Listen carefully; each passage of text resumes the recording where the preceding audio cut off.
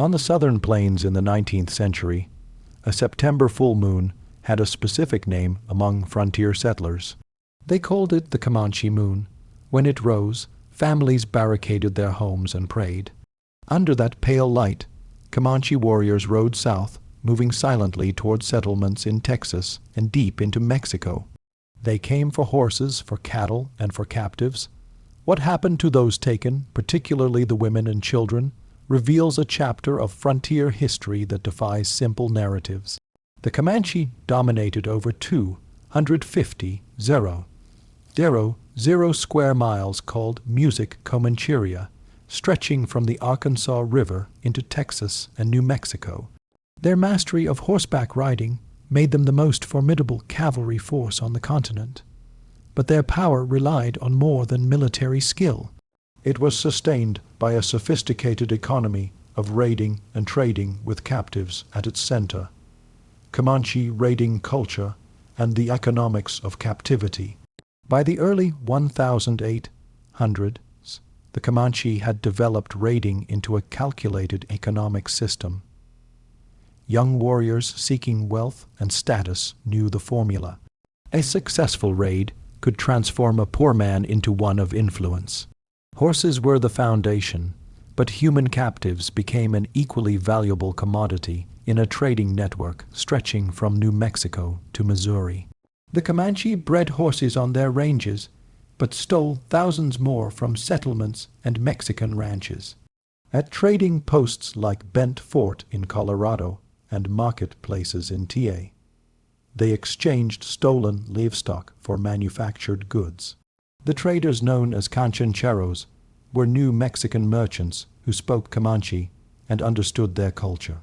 A horse might bring $6 from the Comanches, but those same traders sold it in Missouri for $60. But the trade in human beings proved even more lucrative.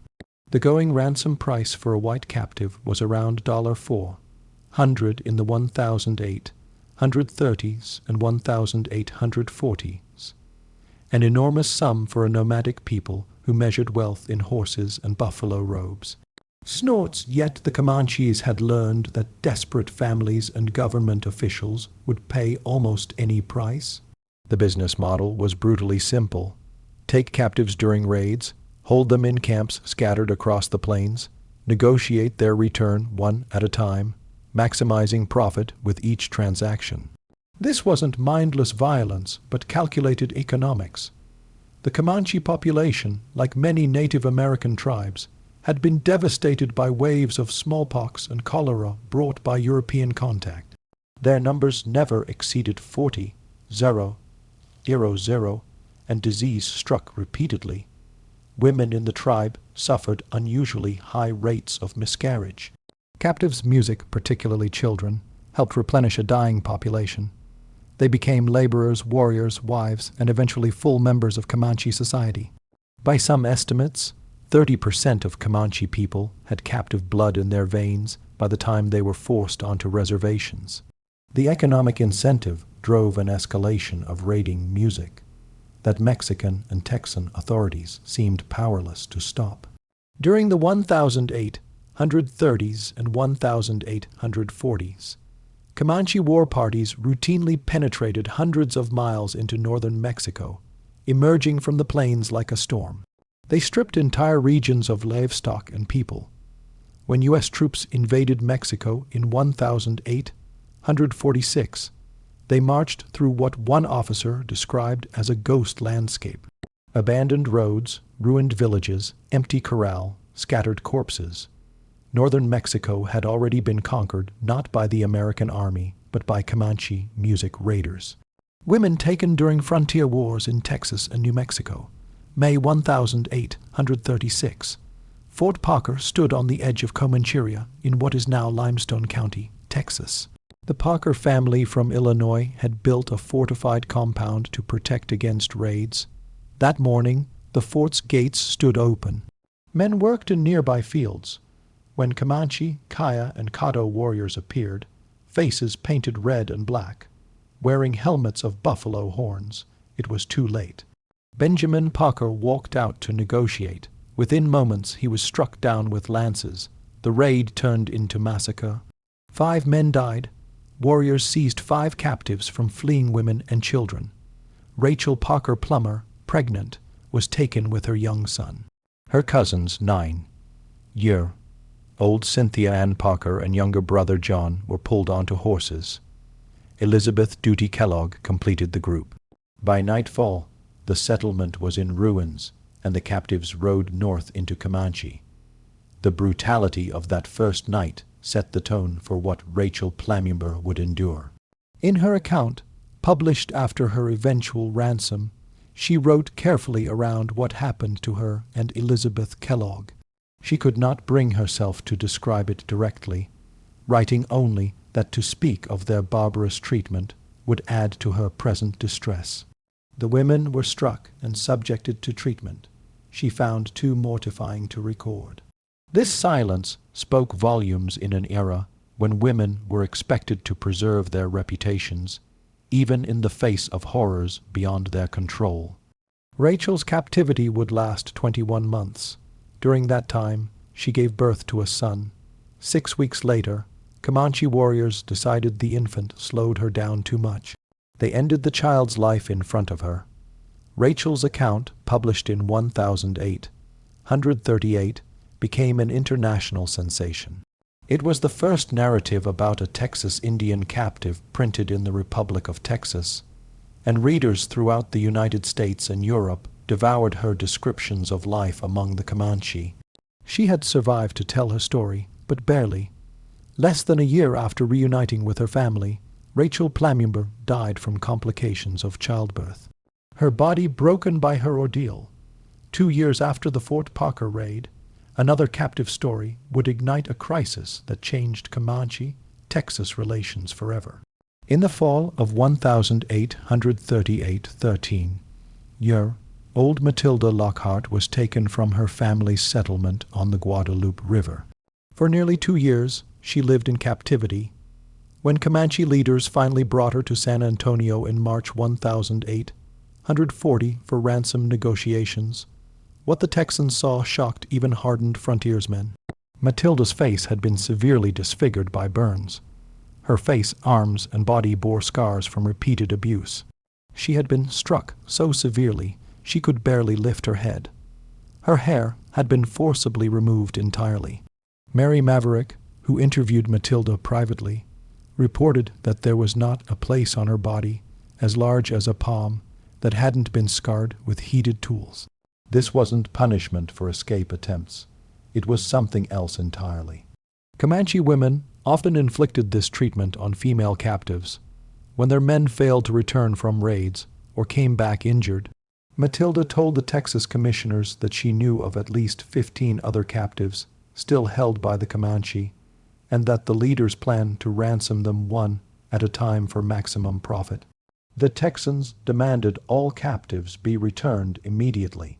When the Comanche delegation, led by Chief McGuire, explained they had no authority over other bands holding prisoners, the commissioners lost patience. They ordered soldiers to seize the Comanche delegates as hostages until all white captives were freed. The Comanche considered ambassadors immune from acts of war. When they realized they were being taken prisoner, they fought back. The Council House fight, as it became known, ended with 35 Comanche men, women, and children dead. 12 were shot inside the Council House itself. 23 more were killed in the streets of San Antonio. The Comanche response came that summer. Buffalo Hump, a Peniteca Warrakif, united warriors from multiple bands for revenge. In the Great Raid of 1840, between 400 and 500 warriors, accompanied by wives and boys to handle livestock, swept through Texas settlements. They attacked, burned, and took more captives. At the coastal town of Linville, they found warehouses with trade goods worth over $300,000. Warriors looted everything, riding through the burning town, wearing stolen top hats and carrying umbrellas. A surreal image of cultural collision, forced labor, adoption, and marriage within Comanche bands. The fate of captives varied by age and circumstance. Adult men were almost always killed. Women and children entered a more complex social landscape. Women served as laborers and potential additions through marriage. Buffalo hunting was central to Comanche life, and processing hides was exhausting work reserved for women. Captive women joined in scraping hides, curing meat, assembling teps, hauling water, and gathering firewood. For some, this labor came with brutal treatment. Rachel Plamumber described being routinely struck by music women supervising her. Then, after months of abuse, she-music fought back fiercely. She expected death for this defiance. Instead, warriors gathered to watch, amused. After Rachel won that fight, her status changed. The Comanche valued courage above all. By proving she could fight, she earned respect. The physical abuse stopped.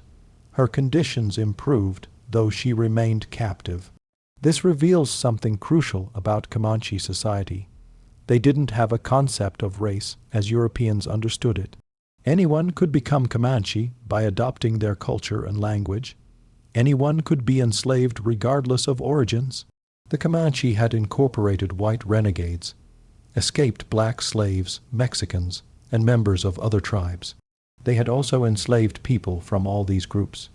What mattered was cultural allegiance and demonstrated worth, not skin color. For women of childbearing age, marriage into the tribe was common. Warriors who captured women sometimes took them as additional wives. Polygamy was practiced among successful men who could support multiple families. A man's wealth was measured in horses, and in the labor his wives provided. Women captives who married occupied an ambiguous space between slavery and full membership. Their treatment depended on their husband's status and temperament. Children faced a different trajectory. Young captives were highly valued because they could be completely absorbed. They were adopted by families who had lost children to disease or warfare. These weren't token adoptions. Children were renamed, raised as true sons and daughters, and came to think of themselves as fully Comanche. Many grew to love the wildlife of the plains, learning to ride, hunt buffalo, and speak Comanche as their mother tongue. Boys underwent training to become warriors. The most successful rose to positions of influence through courage and skill. Girls learned women's work, but also how to ride and survive. If captured before puberty, they often married chiefs or prominent warriors when they came of age.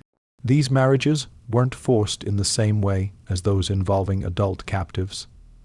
The girls had been raised Comanche. They had no memory of another life, cultural assimilation, survival, and identity under captivity. Cynthia Ann Parker's story illustrates the profound complexity of cultural assimilation. Taken at age 9, she was adopted by a Comanche family who raised her as their daughter. She was given the name Nada, which meant someone found. Over the following years, white traders and Indian agents spotted her multiple times in Comanche camps. Each time they offered ransom for her freedom. Each time, both Cynthia Ann and her Comanche family refused. She had no desire to return to a world she no longer remembered. In 1846, Indian agent Leonard Williams offered 12 mules and merchandise for her release. Her adoptive parents responded that they would rather die than give her up. Williams was allowed to speak with her briefly. She kept her eyes on the ground and said nothing, though he noted her lips trembled. By then, she was 19 years old and married to Peter Nuna, a rising young warrior who would become an influential chief. Their marriage, by all accounts, was genuinely happy. Nakona treated her well, and breaking with tradition, remained monogamous, rather than taking additional wives. Cynthia Ann bore 3 children, 2 sons, Quana and Pacos, and a daughter named Tupsana, known as Prairie Flower. She participated fully in Comanche life. Some historians believe she may have accompanied her husband on raids, managing horses and captives. For wives of leading warriors, this wasn't unusual. She had become Comanche in every sense that mattered. Her identity was no longer that of Cynthia Ann Parker from Fort Parker, Texas. She was Na, wife of Peter Nakona, mother of future leaders. December 1860. Texas Rangers and U.S. cavalry following tracks from a recent raid located a Comanche camp on the Peace River. It was a small group, mostly women and elderly men with a handful of warriors. The Rangers attacked at dawn. In the chaos, Patona was killed. Cynthia Ann, who had been processing buffalo hides, was captured along with her infant daughter, Prairie Flower. A ranger noticed her blue eyes beneath the grease and grime. Through broken English, she identified herself. After 24 years among the Comanche, she was being taken back to a world that was now foreign to her. Her uncle, Isaac Parker, took her to his farm near Birdville. She tried to escape multiple times, desperate to return to her sons and her people. But Quanah and Pecos were somewhere out on the plains, and she had no way to reach them. Forced to live as a white woman again, she struggled to remember English. She performed Comanche mourning rituals, cutting her arms and chest with a blade, wailing in a keening song that horrified her relatives. They didn't understand. To them, she had been rescued. To her, she had been torn from her real family. Prairie Flower, who had never known any life but Comanche, tried to adapt to this strange new world. She learned some English and attended school. Then in December 1863, she caught flu and pneumonia. She died in 1864, around age 4. Cynthia Ann's grief was absolute. The last connection to her Comanche life was gone. Her sons were beyond her reach. Her husband was dead. Historical accounts often claim she died shortly after of a broken heart, but the truth was more prosaic and sadder. She lived until at least 1870, struggling to exist in a world where she would never belong, probably succumbing eventually to influenza. Not all captivity stories ended in tragedy. Bianca Babb was taken at age 10 in 1866 along with her 14-year old brother Theodore, known as Dot. Their mother was killed in the raid. After a brutal forced march of over 50 miles, they reached a Comanche camp on the Canadian River.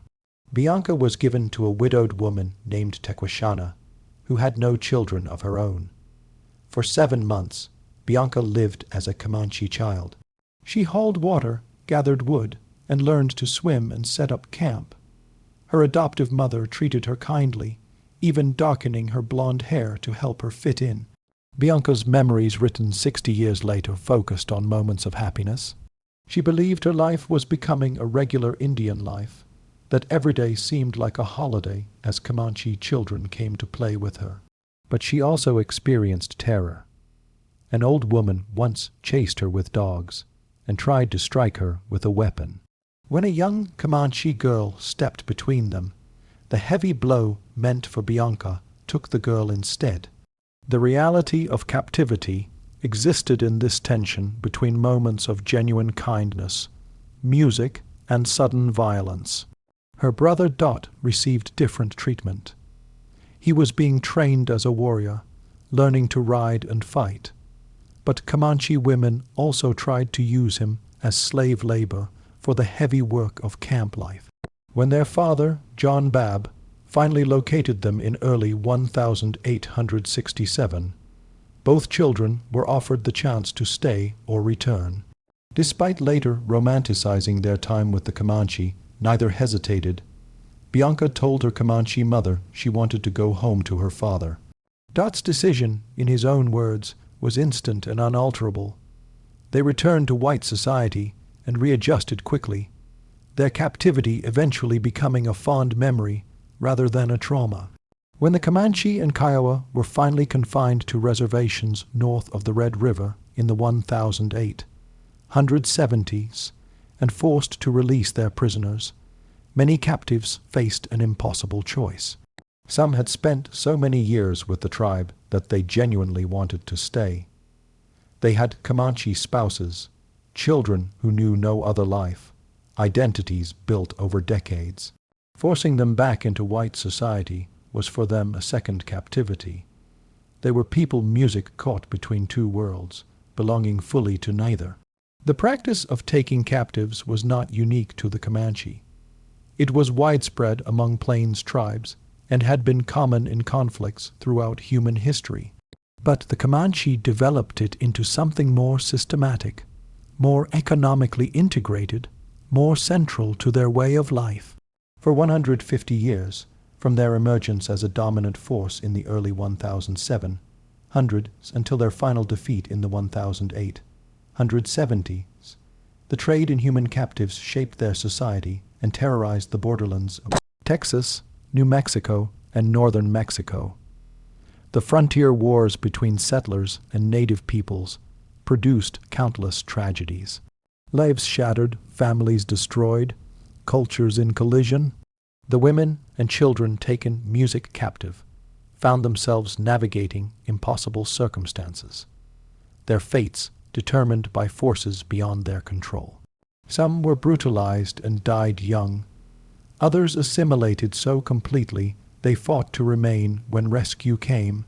All were caught in the violent transformation of the American West, where old ways of life crashed against new realities. Where would you draw the line between captivity and belonging if you had been taken as a child and raised in a completely different culture?